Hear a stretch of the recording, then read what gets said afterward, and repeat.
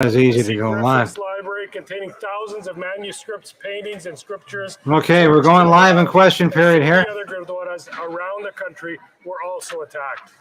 39 years later, Sikhs around the world still remember this tragic day. And we are not in the actual QP yet. We're in the SO31s, as I thought. Such a dreadful attack on a place of worship never happens. That's some bad advice there. We shall never forget 1984. What else is new? The honourable member for Thornhill.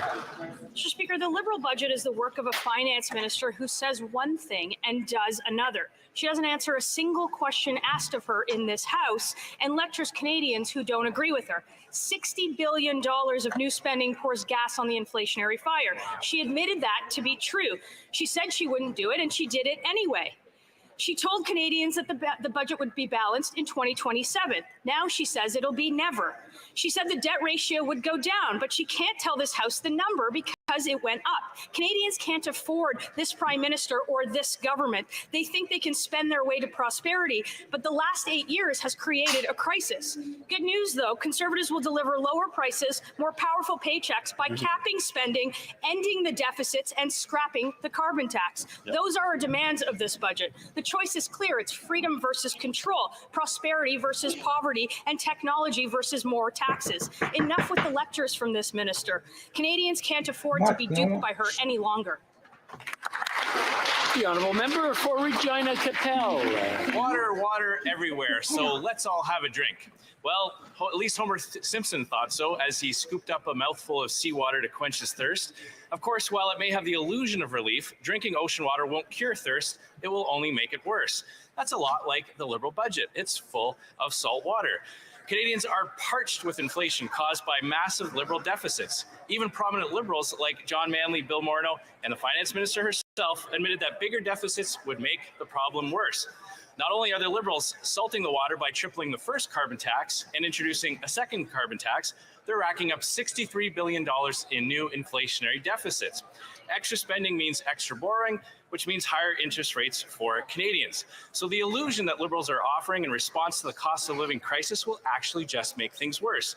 Canadians won't be fooled. They're smarter than Homer Simpson and the Finance Minister and are demanding the real relief Conservatives are offering, the fresh water of lower taxes, an end to inflationary deficits, and stopping the waste and mismanagement.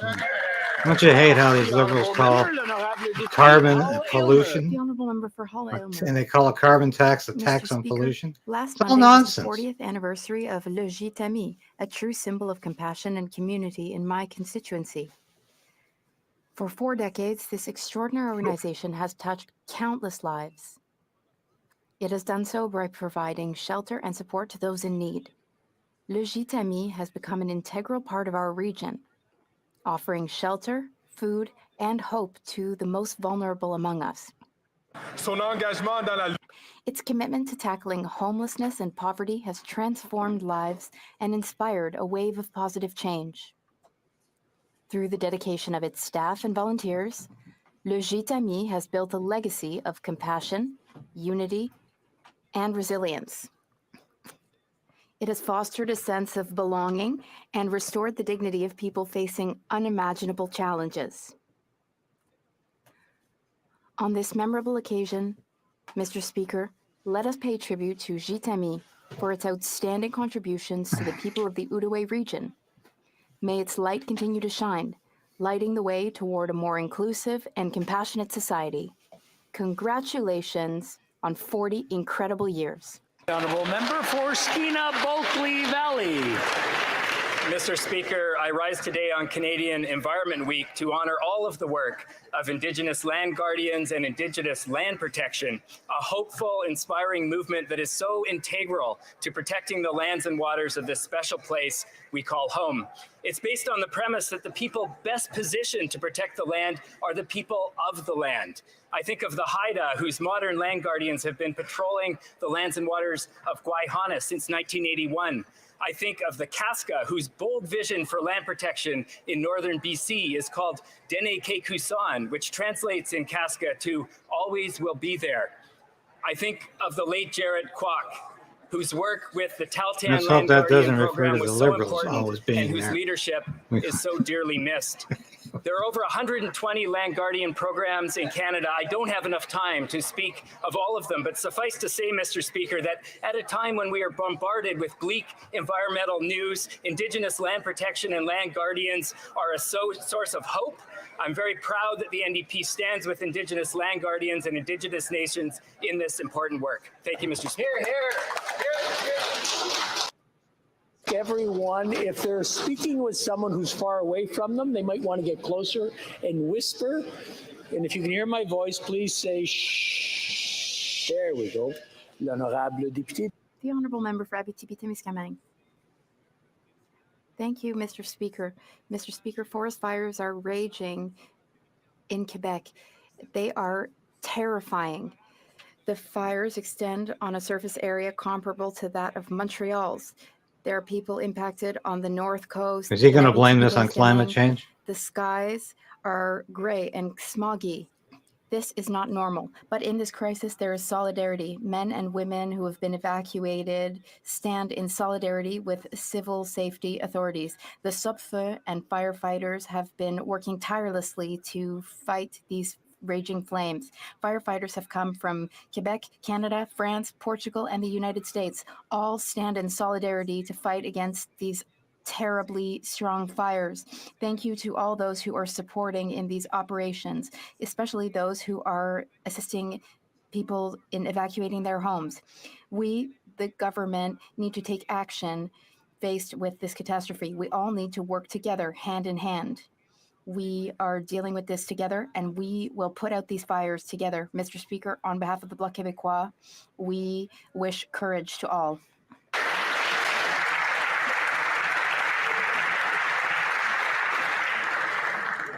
So the Liberals want to blame emissions on the senior who simply wishes to go and visit her grandchildren, or the farmer who takes his bounty off his field and turns it into finished goods, which go on grocery store shelves. The Liberals would rather penalize the single mother who has to drive long hours in order to provide for her family, rather than face the fact that it just simply isn't making a difference, not for the environment and certainly not for Canadians. And then adding insult to injury, this government is planning to up the tax by adding a second one on July 1st.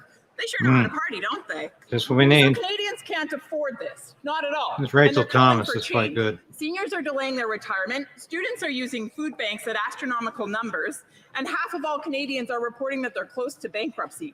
The answer to climate change is not more taxation, but rather more technology, which means that Canadians are the solution rather than the problem. They're the way forward. They're the problem solvers. They're the innovators that this nation needs. It's time for this government to celebrate them as such. On this side of the house, we're calling on the government to act. They call these SO31s. Anyone who's ever worked in the Hill knows you have to write these. But they're almost as big. They're almost like questions now, because you don't get answers in question period anymore. Not that you ever really got good answers, but you don't get any kind of answers from this Trudeau government.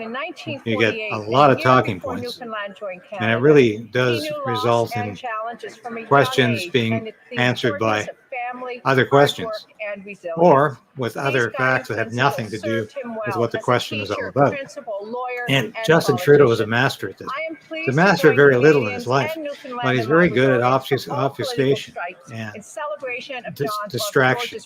He has become an expert at that. George's wife and best friend, his 4 children, their families, for sharing him with this country and my home province.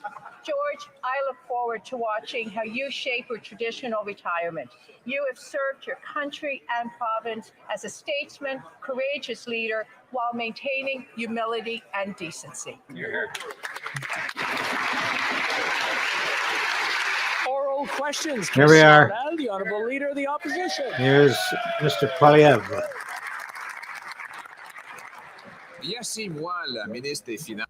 The Minister for Finance promised a balanced budget by 2027. She said that deficits are having an effect on inflation. But her budget adds $60 billion extra dollars on the inflationary fire, $4,200 per family. Will the minister finally recognize that Canadians can no longer pay? And will she table a plan to balance the budget to reduce inflation and interest The rates. Conservatives are The threatening to Honourable hold Deputy up Prime the Minister. budget with filibuster. Mr. Speaker, once again, So here's the the finance Conservatives minister, show deputy prime that they minister. are completely irresponsible, and that for them, the only important thing is trying to pick partisan fights here in Parliament. Today, the Conservatives are trying to suppress the help that Canadians need and that we would like to give Canadians. For example, in this budget, we will improve the Canada Workers Benefit. The Honourable Leader of the Opposition. Lecturing.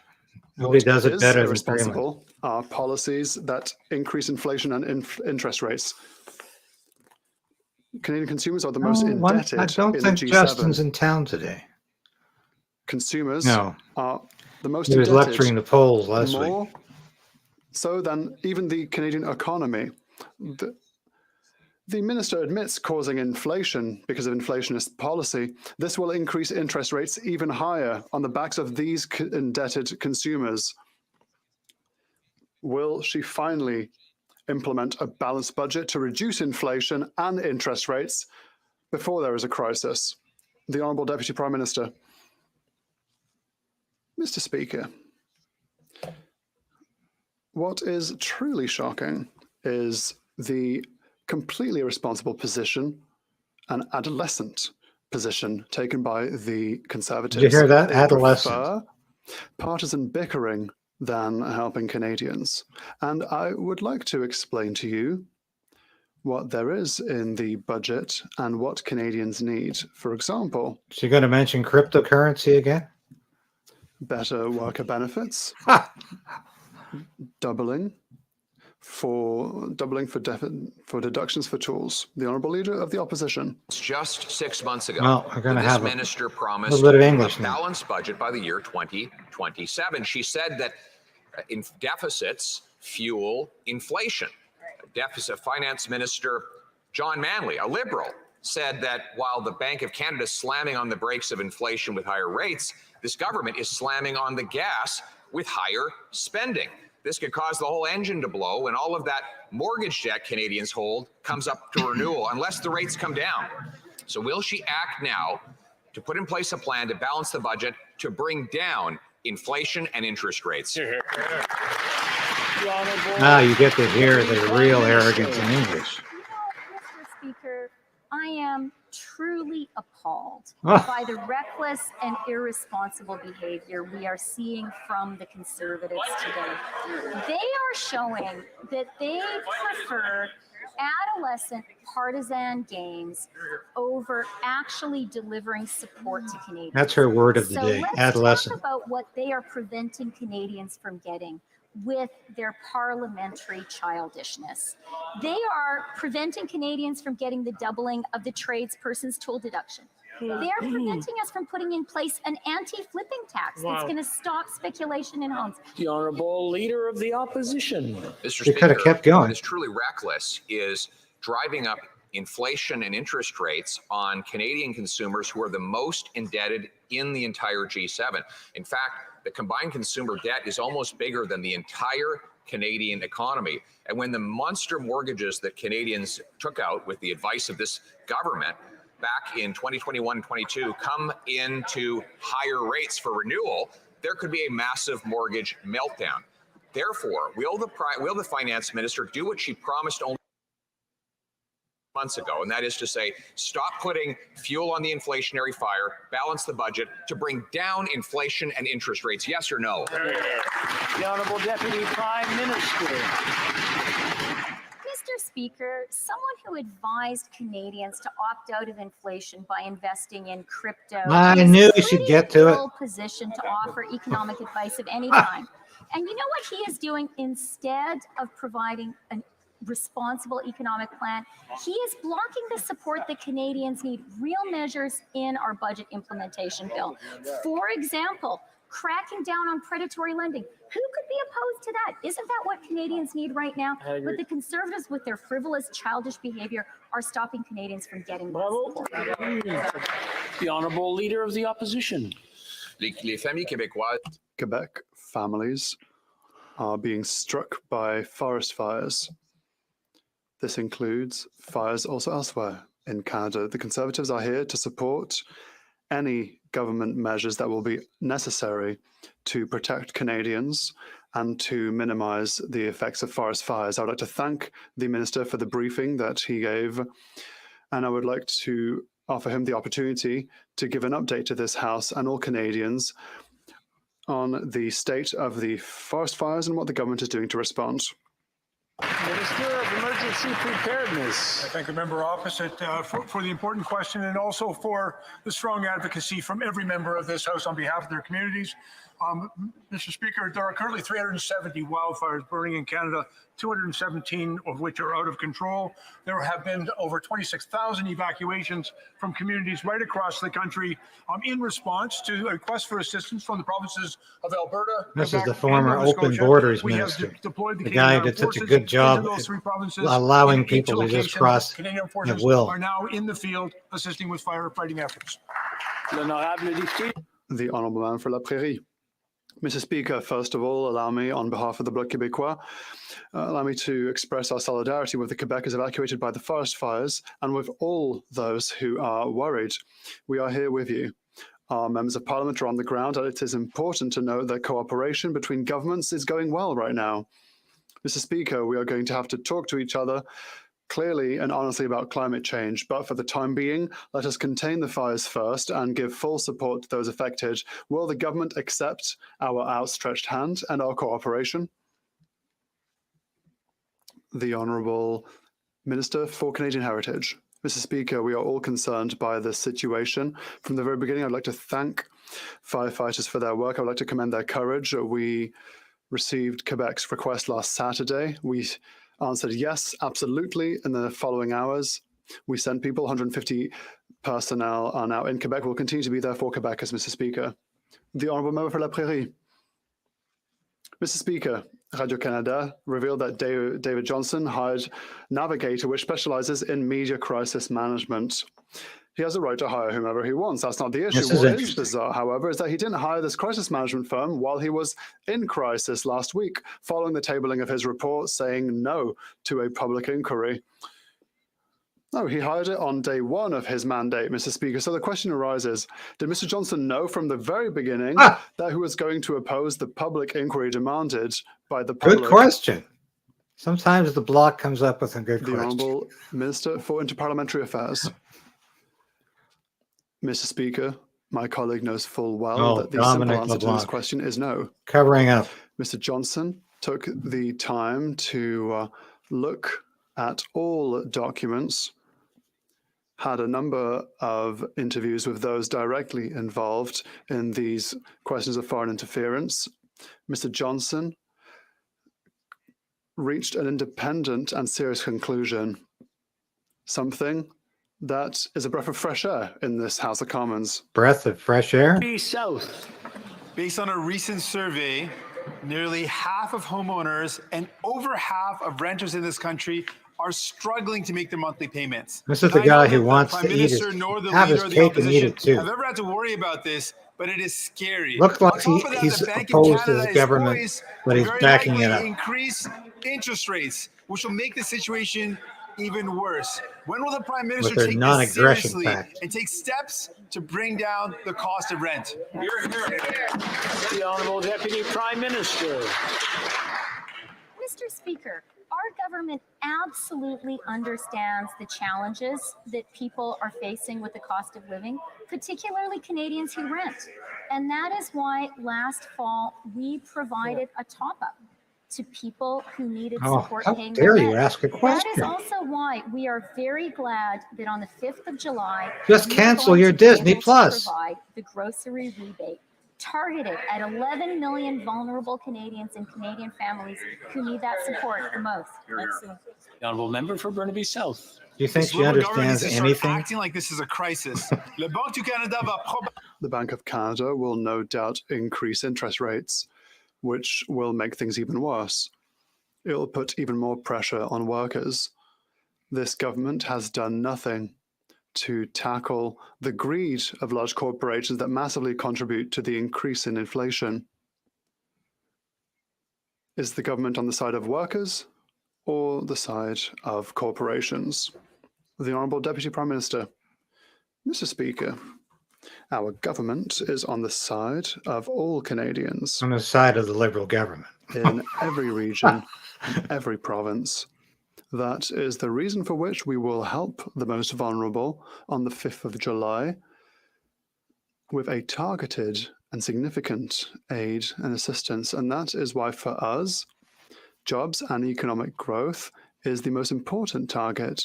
And we are so proud that 900,000 jobs Here she goes, have come back. wagging those fingers at you. That is a great result for Canadians. Thornhill. Speaker, after 8 years of this Liberal government, the finance minister has never found a tax that she didn't like, a pocket that she didn't want to pick, or a deficit that she didn't want to run. Thanks to her endless spending, we have a crisis. Canadians are paying more for groceries, more to fill up on gas, more to heat their home if they can afford one. Will she finally stop the reckless deficits, stick to a single thing that she told Canadians, and tell us in which month of the year never will she balance the budget? The Honourable Deputy Prime Minister. Wait for the answer. Mr. Speaker, when it comes to Adolescent, what cryptocurrency. is reckless is these Conservatives playing childish parliamentary games. Oh, they've gone. and stopping She's gone from Canadians adolescent to getting the support childish. they need. Let me list for the Canadians listening some of the things these Conservatives are blocking.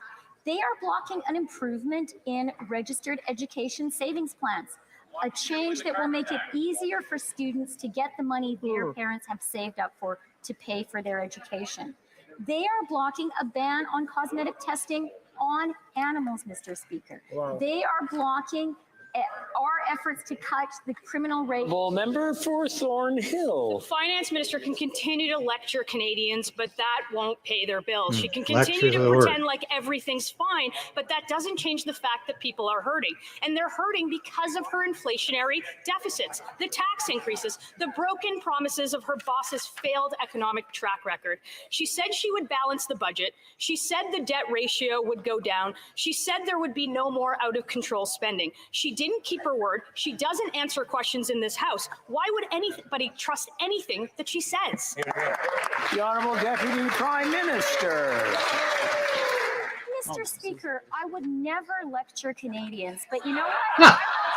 I will take no lessons from these Conservatives. This is the childish, irresponsible group of MPs who are today blocking the essential measures in our budget. She's the only adult in the room. That's They how are she blocking always talks. clean tax credits we put forward, which are going to drive jobs and growth and That's how climate she always action. thinks of They are herself. blocking an extension of the seasonal EI program. I'd like to know what particularly their MPs from Atlantic Canada feel about that frivolous tactic by their Honourable Member for Calgary, Forest Lawn. The finance minister pretended to have an inflationary epiphany back in November. She admitted deficits lead to inflation finally. She said she didn't want to pour fuel on the fire of inflation. She promised no more deficits after 2027. It's the same deficits that gave Canadians the worst cost of living crisis in history. It only took her 6 months after that to do a massive flip-flop and admit in her failed budget she'd never end her deficit spending and poured a $60 billion jerry can of fuel on the inflationary fire that she started. Will she stand up and admit she misled Canadians and end her inflationary deficit spending? The Honourable Deputy Prime Minister. Mr. Speaker, let me suggest one reason why the Conservatives are resorting to these reckless and desperate and childish parliamentary tactics. It's because they don't want Canadians to remember how badly they coped with the 2008 recession. In 2008, it took Canada 110 months for employment to recover. After the recession, the COVID recession, which was much deeper, It took just 24 months for unemployment to recover, Mr. Speaker. Honourable member for Calgary, Forest Lawn. Mr. Speaker, Conservatives will continue to block this Liberal NDP government from piling on an extra $4,200 of debt on the struggling backs of Canadians. And this finance minister's deficits are continuing to fuel inflation and drive up cost of everything and drive more Canadians into food banks than ever before. Her inflationary spending made housing more unaffordable, and rents and mortgages have doubled because of their failed policies. When will she finally show some responsibility and balance the budget so interest rates can come down and Canadians can finally afford to live and heat their homes? The Honourable Deputy Prime Minister. Mr. Speaker, Canada's GDP grew by 3.1% in the first quarter of this year. That is the fastest growth in the G7. And you know what else, Mr. Speaker? We have recovered more than 900,000 jobs since the trough of COVID. Now, by contrast, Mr. Speaker, after 2008, the Conservatives failed to support Canadians and failed to help Canada recover from the 2008 recession. In fact, as David Dodge said, because it was obsessively focused on reducing the federal deficit, the Harper government unnecessarily contributed to... L'honorable député. The Honourable Member for Charles-Bourg Haute-Saint-Charles. Mr. Speaker, Stephen McNeill, former Liberal Premier of Nova Scotia, said, if governments continue to spend beyond their means, they will continue to have inflation that continues to put pressure on household budgets. Former Liberal Cabinet Minister John Manley said, it's a bit like driving your car with one foot on the accelerator and the other on the brake. It's not a good plan for controlling the direction of the economy.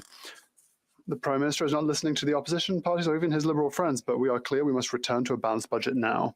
Will the Prime Minister act in the interests of our future generations? The Honourable Minister for Innovation. Mr. Speaker, I have a lot of respect for the member for Charles-Bourg Saint-Charles. However, I have a bit of advice for him. Listen to Canadians, Mr. Speaker. Canadians told us three things. Help us with the cost of food, and that's exactly what we're doing. 11 million Canadians will benefit from our measure. Second of all, they said invest in healthcare because we want to have family physicians. The third thing they said is invest in the economy of the future to build tomorrow's economy. That is exactly what we are doing.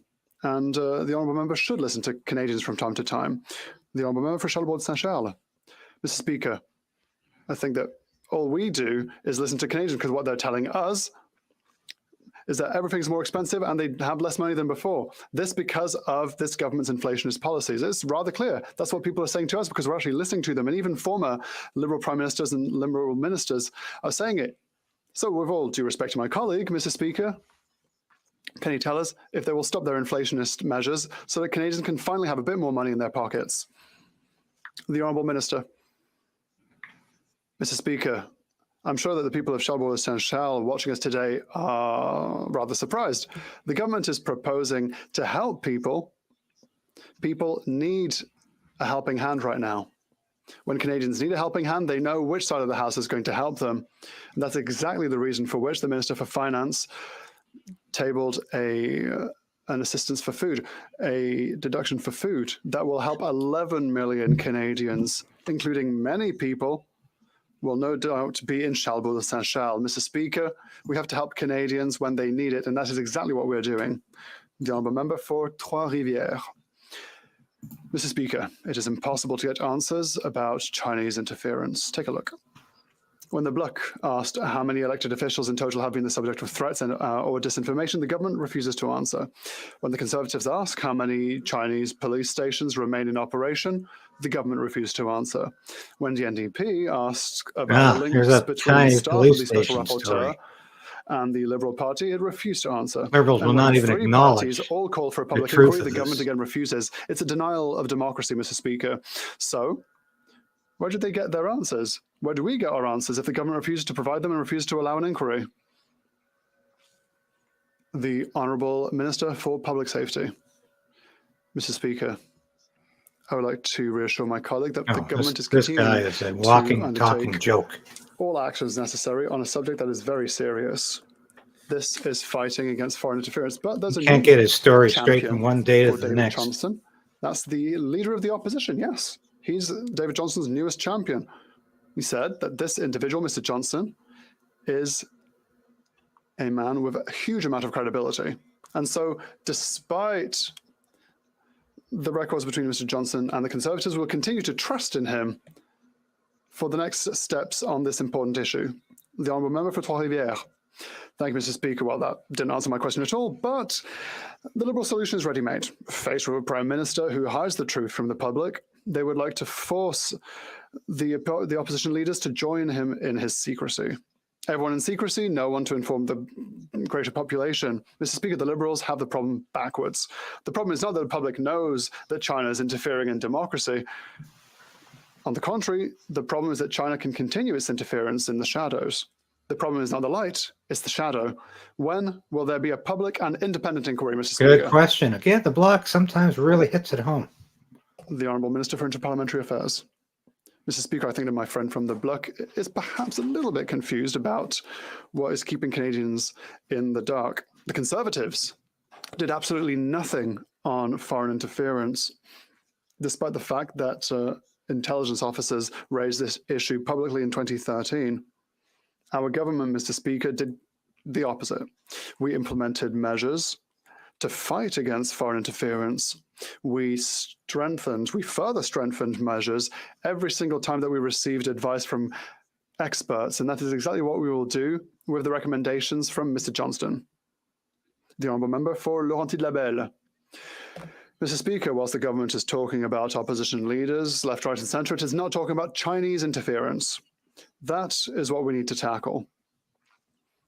Under the Johnson report, there will be no inquiry into Chinese police stations. There will be no investigation into Chinese-backed election candidates. There won't be no investigation into intimidation of the Chinese diaspora. There won't be no investigation into threats against elected representatives. So what's the point of letting Mr. Johnson continue his work if he tells us himself that he will not investigate Chinese interference in democracy? Good question. The Honourable Minister. With all due respect to my colleague, Mr. Speaker, our government has a record of tangible action on the issue of foreign interference. With the creation of new powers for CSIS, with the creation of a new national coordinator to fight against foreign interference, and with public consultations for the creation of a new register for foreign agents. We are ready to work together with the Bloc and with all MPs in order to fight against foreign interference to better protect our democratic institutions here in Canada. Northumberland, Peterborough South. Mr. Speaker, food costs are up. Inflation is up. Mortgage payments are up. Rental payments are up. Faith in this Prime Minister is down.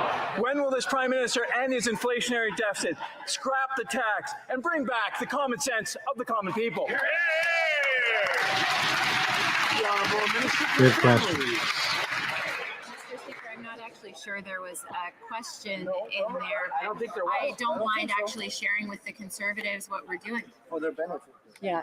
I want to remind the honourable members, there's a little bit of chattering, and I'm not pointing on either side here, and just to remind the honourable members that this chamber is much more technically advanced than our old chamber, and it picks up everything. So if someone's speaking and someone next to the microphone, or even not even next to the microphone, a couple of seats away says something, they'll pick them up. So I just want everyone to keep that into consideration while there's someone speaking. That's exactly what they want to hear. Please, start over so we can hear the whole thing, and it'll be nice and quiet then. Okay, thank you, Mr. Speaker. As I was saying, I'm not actually sure my honourable colleague asked a question there, but I don't mind He asked a question. to the measures that we have taken to help Canadians with the high cost of living. For example, Mr. Speaker, we brought forward the Canada Housing Benefit that helped millions of Canadians who are low-income renters. We brought forward the Canada Dental Benefit that has helped over 300,000 Canadian children access the dentist, and the Canada Child Benefit, which is now up to almost $7,000 a year per child under the age of 6 for the lowest income Canadians, Mr. Speaker. And if I could also mention the grocery rebates, which will be going out to 11 million Canadians this July. Member for Simcoe North. Mr. Speaker, Liberal deficits drive inflation and Canadians are paying the price. John Manley said that government fiscal policy is making it harder to contain inflation. And Stephen Polo said that government deficits last year made the Bank of Canada raise interest rates higher, which means Canadians are paying a higher price for this government spending.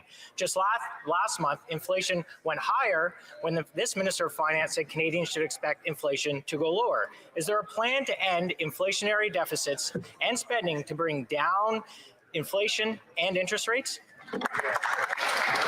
The Honourable Minister for Families. Mr. Speaker, I also don't mind providing a bit of a history lesson to Conservatives because, in fact, when the Liberals left government in 2006, they left the Conservatives with a big health surplus.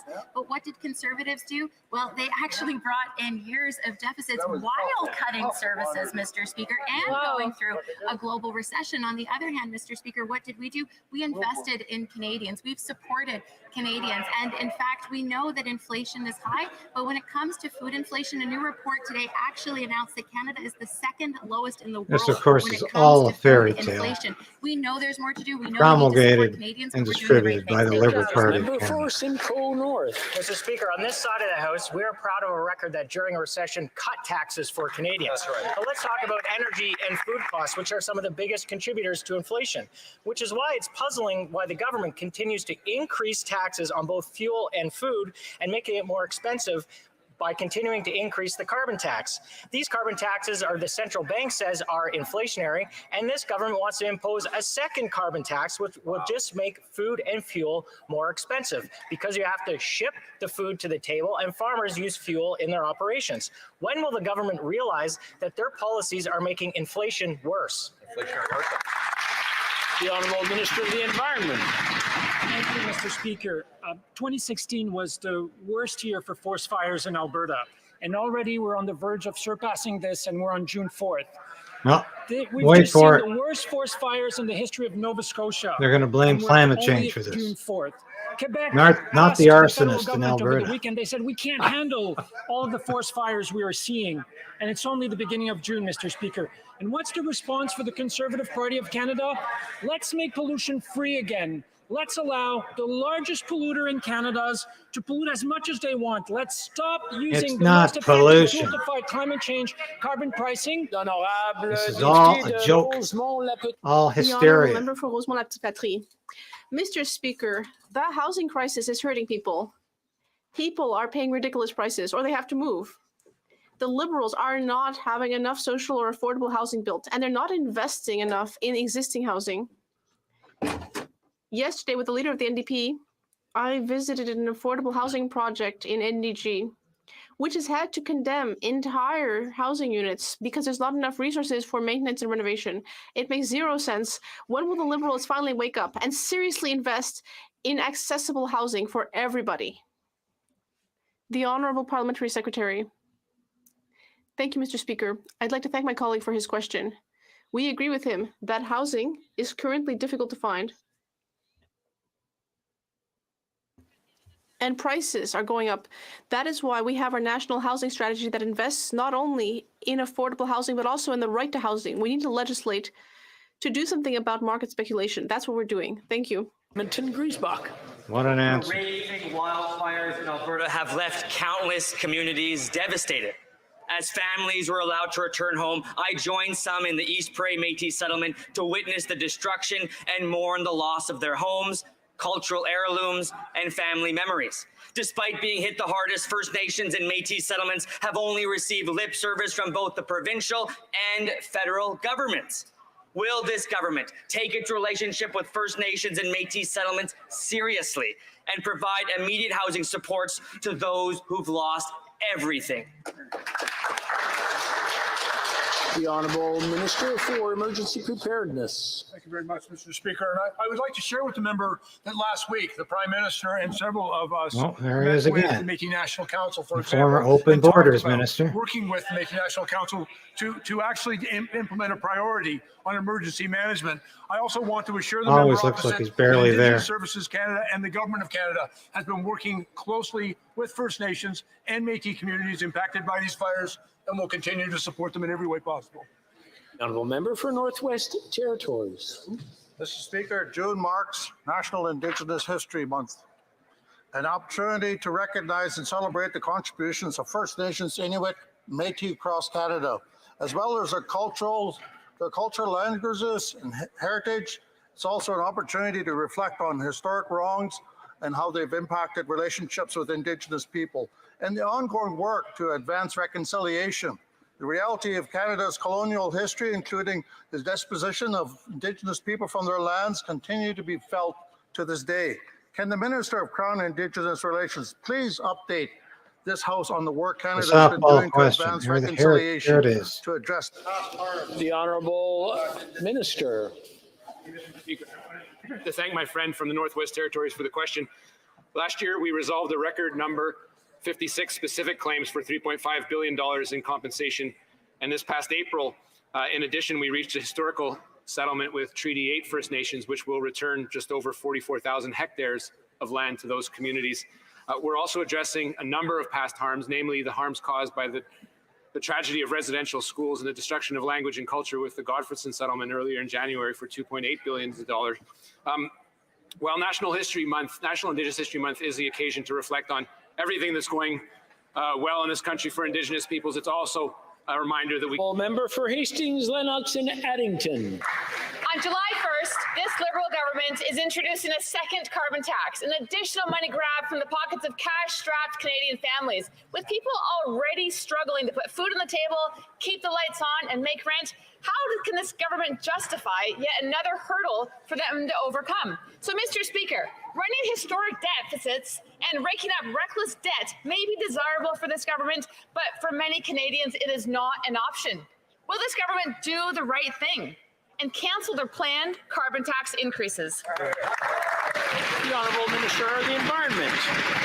They love their carbon taxes. Mr. Speaker, I would like to congratulate the member for Calgary Nose Hill for her comments earlier in this House, where she actually talked about climate change, which her leader has never done and very few of the members of the Conservative Party has done. And she said, she begged us to do smarter things like public transport. Well, Mr. Speaker, every time we proposed public transport, they voted against it. Michelle Rempel Garnet did it again, yes. Plants. That's exactly what we're trying to do, Mr. Speaker, with our clean electricity regulation, but the Conservative Party opposes it. Terrible. For Hastings, Lennox and Addington. Clearly, Mr. Speaker, the members opposite are not listening to the people that have put them there. Canadians are going to be hit for an average of $1,500 annually under carbon tax number 1. Carbon tax number 2, an additional $573. That's over $2,000 for an average family.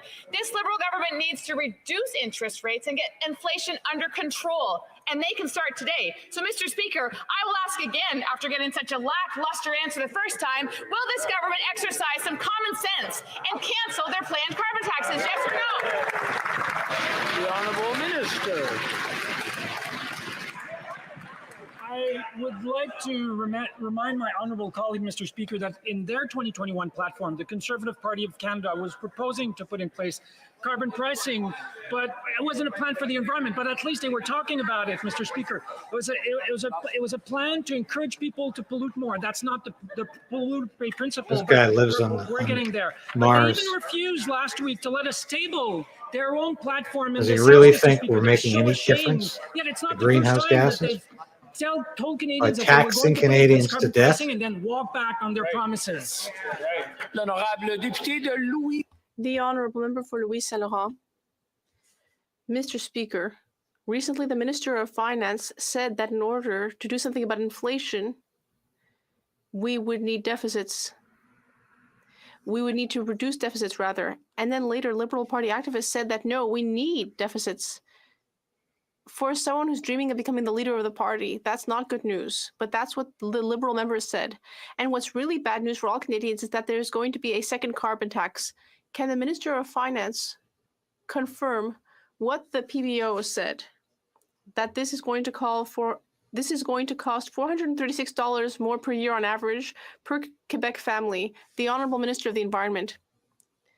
Mr. Speaker, I'd like to remind my honourable colleague that in his party's election platform during the last campaign, they proposed a clean fuel standard. The difference between them and us is that when they get into power, they do the opposite of what they promised. We do exactly what we promised. We are committed to fighting climate change, creating good jobs, and supporting the economy, and that's what we're doing. The honourable member. I have nothing against the Minister of the Environment, but I was asking my question to the person who dreams of becoming the leader of the Liberal Party, the Deputy Prime Minister and Minister of Finance. Why? Because this affects Canadians' wallets directly. The Parliamentary Budget Officer said that this was going to cost on average $436 more per year on average. Does the aspiring Prime Minister want to tell Canadians whether this is true or not? The Honourable Minister of Sport. Mr. Speaker, he's not going to get the Deputy Conservative Prime Party Minister. keeps harping on about deficits. But I would like to remind them that when the Liberal government left before the Harper government, there were surpluses in the budget, but they burned those surpluses away by cutting programs and cutting services. Each time the Conservative Party sees a problem, they just decide to cut, cut, and cut. We want to help Canadians, and we're asking the Conservatives to speed things up to pass the budget so it can benefit Canadians. The Honourable Member for Repentigny. Mr. Speaker, $3 billion more for Trans Mountain. That's what Reuters revealed on Friday. Ottawa has co-signed 2 additional loans in March and May and discreetly published them last week on a website that no one goes on. Mr. Speaker, climate change is happening now, today. How much longer will the federal government be wasting billions of dollars to export dirty oil in the middle of a climate crisis? The Honourable Deputy Prime Minister. Oh, that's a stupid question. Mr. Speaker, as Canadians, we know that it is important to get a fair price for our resources on the markets. That's important for Canada, and it's important for all Canadians. We could even say that from the point of view of a sovereigntist for Canada's economy, an economic sovereigntist of Canada, that's a very important point. We do not intend to be the long-term owners of the project. The Honourable Member, all of these billions of dollars in loans co-signed by the federal government is registered in the Canada account. And according to the criteria of that account, the risks will be assumed by the federal government. It's very clear, which means that ultimately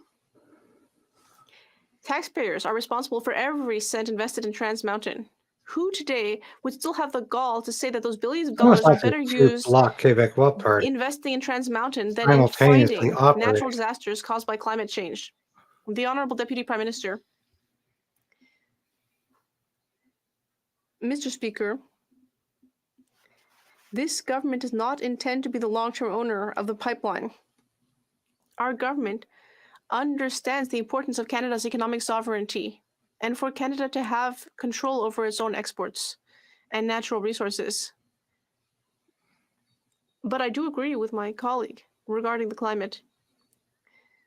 That's why Canada has invested $120 billion in our plan for the green industrial pivot.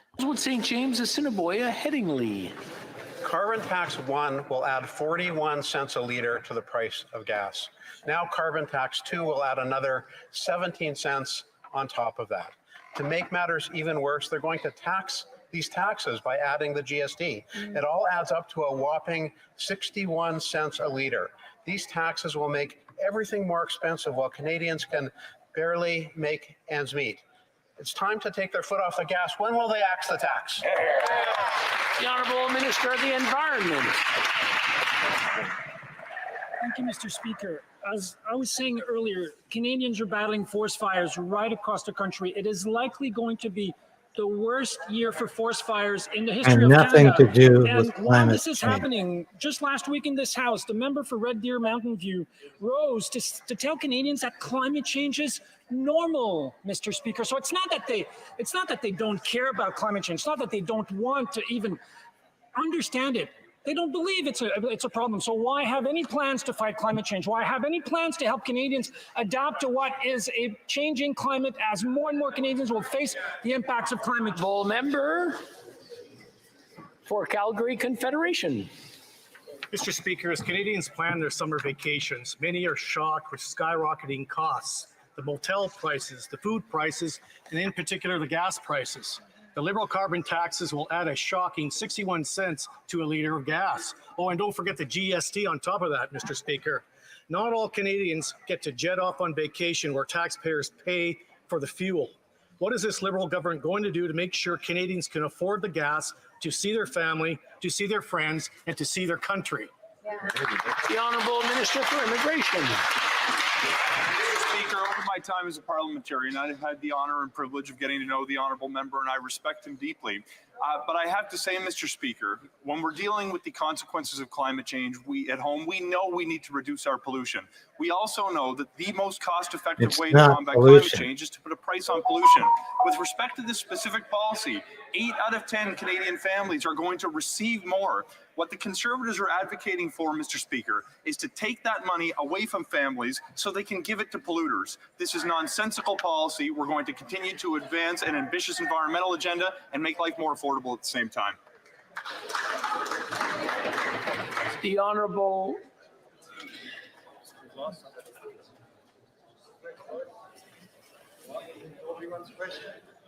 Okay, we'll skip over that one and maybe come back to it later.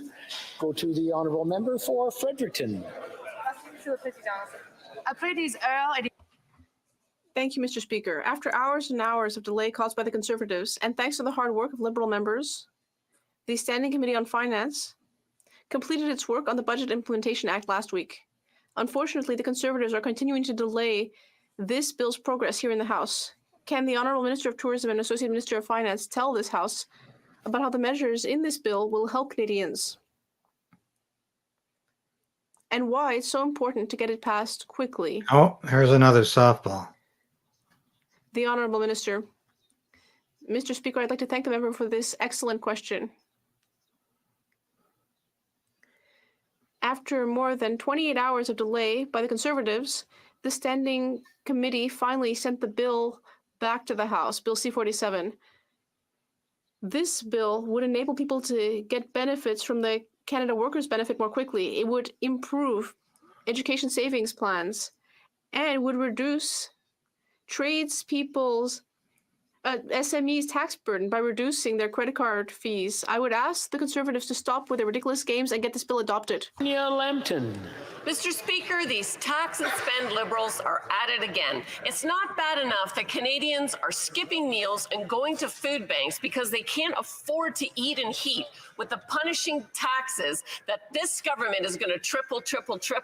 Now, the Liberals want to double down with a clean fuel tax and put a tax on the tax. The combination of these will raise the price of gas 61 cents a litre, costing thousands of extra dollars to Canadians that can't afford it. When will the Liberals axe carbon tax 1.0, 2.0, and the tax on the tax? The Honourable Minister for Families. Once again, you'll get a non-answer. When the country is literally on fire and tens of thousands of Canadians have had to flee their homes. Right. It's incredulous that the Conservatives continue to denigrate efforts to fight climate change. I'm sorry, Mr. Speaker, it's hard to believe them if they say they take the environment seriously, but it's even harder to believe them when they talk about affordability, because every time we have put forward measures to support Canadians, they have voted against them. But Mr. Speaker, this July 5th, the grocery rebate will be going out to Canadians, $467 on average. Mr. Speaker, will continue to be there for Canadians. Thank you. Member for Sarnia Lambton. Well, Mr. Speaker, let me give you some reality. There's been a carbon tax for years. It's done nothing to stop forest fires in this country, and it will never stop forest fires. It is a tax plan. It is not an environment plan. The only thing the carbon tax does is punish hardworking Canadians. So will the Liberals quit doubling down on the triple carbon tax and axe the tax? Good question. The Honourable Minister of the Of course, you got to parry that answer Mr. Speaker, from this guy. this questions highlights how the Conservative Party of Canada has no understanding whatsoever of the science of climate change. As if you can flick a switch and the climate's going to be all right. It's this, magical thinking that invest your money in cryptocurrencies and all it's going to be good with the economy in Canada, Mr. Speaker. It's the same thing. So if the leader of the opposition won't take a briefing on Chinese interference, maybe he'll take a briefing on climate change. My department would be very happy to provide that to him and any member of the Conservative Party of Canada. De Montmagny-Lake, Kamouraska, Rivière-du-Loup. Monsieur le Président, contrairement à ce qu'affirment les libéraux. Mr. Speaker, despite what the Liberals say, the carbon tax will have an impact in Quebec, just as farmers and truckers. And as if that weren't enough, this government wants to add another tax, a tax on a tax. In Quebec, that will represent $436 more per year per family. Canadians are already struggling with inflation and interest rates that just keep going up. People are exhausted. Will this Prime Minister finally give him a break and axe his second tax? The Honourable Minister of Agriculture. Thank you, Mr. Speaker. As we all know, Quebec has had its carbon market for some time. Now, what is she doing up asking? So the answering federal this one? pollution pricing system will not apply. We have several measures to support the agricultural sector, especially clean agricultural programs. I would invite farmers who want to access those new technologies to reduce their emissions and become more resilient. I would invite them to take advantage of that program. Mississauga Lakeshore.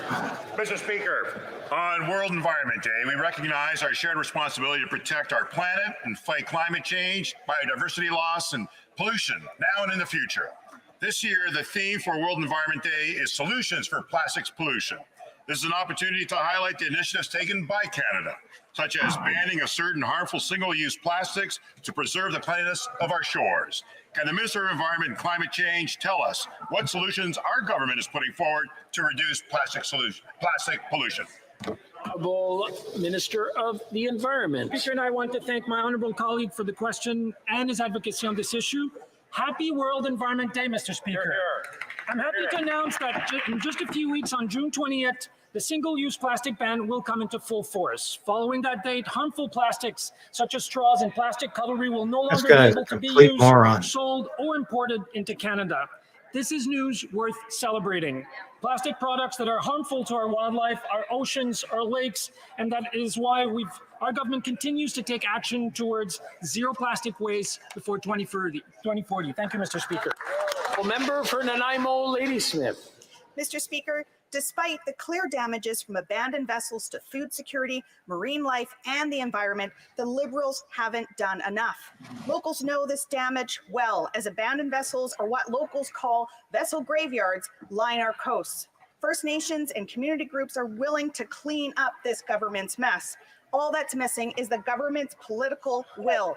So will the Liberals immediately provide the necessary funding to First Nations, locals, to clean up these harmful, destructive vessels? Hear, hear. Hear, hear. The Honourable Minister of Transport. Speaker, the Prime Minister last year announced the renewal of the Oceans Protection Plan, which is the largest investment that Canada has ever made in protecting our oceans and our waterways. Part of that plan is working collaboratively with coastal communities, with Indigenous communities, to ensure that we maintain the health of our waterways, including, Mr. Speaker, collaboration on removal of abandoned vessels. We have been dedicating the resources to work with Indigenous communities to do so. We will continue to do so, Mr. Speaker. Thank you very much. The Honourable Member for Richmond-Athabasca. Mr. Speaker, a few weeks ago, I asked the government about the drastic decrease in the budget of the Canada Summer Jobs Program, 30% compared to last year. And the Prime Minister answered that we'd come back to the amount from before the pandemic. But when you look at the numbers, we can easily see that the budget is actually 60 million less than before the pandemic. This will have a major impact on community organizations, municipalities, the agricultural sector, SMEs, and of course, youth employment opportunities. So will the Prime Minister assure us that he will correct the situation in the next budget? The Honourable Minister. I want to thank the honourable member for his question. Youth come first and foremost in this country, and we have a suite of programs under the Youth Employment Skills Strategy, including Canada Summer Jobs. We have gone back, yes, Mr. Speaker, to pre-pandemic levels because employment for youth has gone down some 20%, Mr. Speaker. There are several programs within this suite, and I would be pleased to chat with the member more about them. Member for Leeds Grenville, Thousand Islands, and Rideau Lakes. While Canadians are struggling to choose between heating their homes and feeding their families, record numbers of Canadians going to food banks, nearly 1.5 million Canadians going to food banks in a single month. The response from this Liberal government is to increase their tax on everything. With carbon tax 2, Canadians are going to be paying more than 61 cents a litre in tax on gas, which is going to raise the price of getting to doctor's appointments, but it's also going to raise the I think we've price of gone just about food full production for circle our here. farmers We who started make our food. with Why Michael is this Barrett, government and we're going to end continuing with to Michael Barrett. hammer Canadians with higher taxes? The Honourable Minister for Family. Mr. Speaker, the Conservatives know that it's actually the contrary, because since we've come into office, we have lowered taxes for middle-class Canadians. We've increased benefits for low-income Canadians. And in fact, we have lowered child poverty in half. You can since we ask these came into questions office until you're in blue in the 2015, face, Mr. Speaker. and you're going to It get the doesn't same mean that we know non-answers there aren't from this Canadians government who are who struggling, really which is believes why carbon just is on July pollution 5th, we will be bringing and that we're forward making the any second difference grocery to rebate that will be climate providing change on average by taxing our people to death. $467 for families of 4 in this country. So that's the It's legacy of also this why Liberal we brought government. forward affordable And childcare. Mr. Speaker, if Conservatives truly cared about affordability, they've all they got a would set of be talking support points in their So hip that's all pocket. the time we have for question two today. And So that your is thoughts it and for your today. I hope you all enjoyed That's that. all the time we have for We're going to be question doing period this every today. day until Parliament As it is 3:10, recesses pursuant for the to summer. order made on Well, Thursday, I hope June you enjoyed 23, that. 2022, Krayden's the right. House will now Stand proceed on to the guard with taking David of the Krayden. deferred I'm David recorded Krayden. division on the motion of Mr. Berthold